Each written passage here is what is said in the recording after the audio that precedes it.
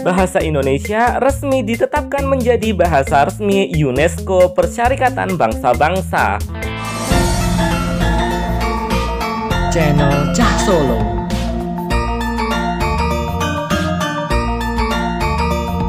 Bismillah, Assalamualaikum. Bahasa Indonesia sah menjadi bahasa resmi di UNESCO Persyarikatan Bangsa-Bangsa atau United Nations.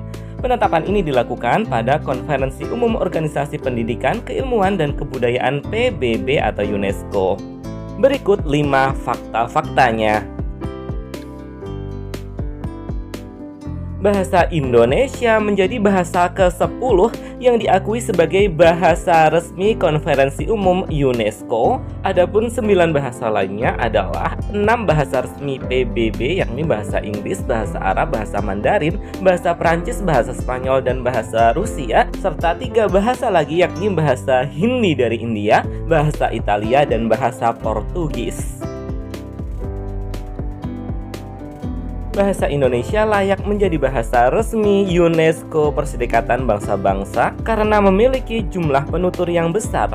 Ya, pada masa kini bahasa Indonesia memiliki lebih dari 275 juta penutur di seluruh dunia.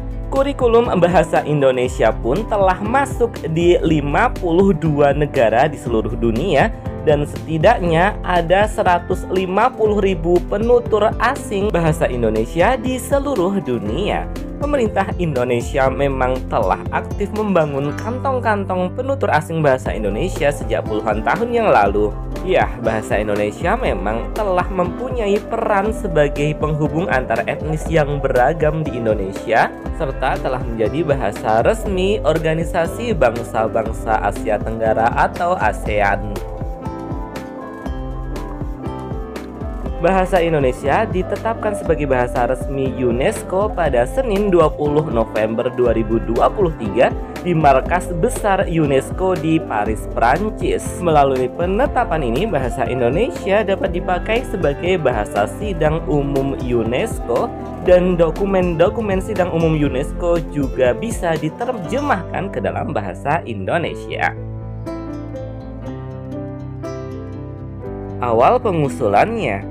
Yap, sebelumnya pemerintah Indonesia mengusulkan bahasa Indonesia menjadi bahasa resmi pada Sidang Umum UNESCO, merupakan salah satu implementasi amanat pasal 44 Undang-Undang Nomor 24 Tahun 2009 tentang bendera, bahasa, dan lambang negara serta lagu kebangsaan yang berbunyi pemerintah meningkatkan fungsi bahasa Indonesia menjadi bahasa internasional secara bertahap, sistematis, dan berkelanjutan. Usulan ini juga merupakan upaya de jure agar bahasa Indonesia mendapatkan status bahasa resmi pada sebuah lembaga internasional setelah secara de facto pemerintah Indonesia telah membangun kantong-kantong penutur asing bahasa Indonesia di 52 negara di seluruh dunia.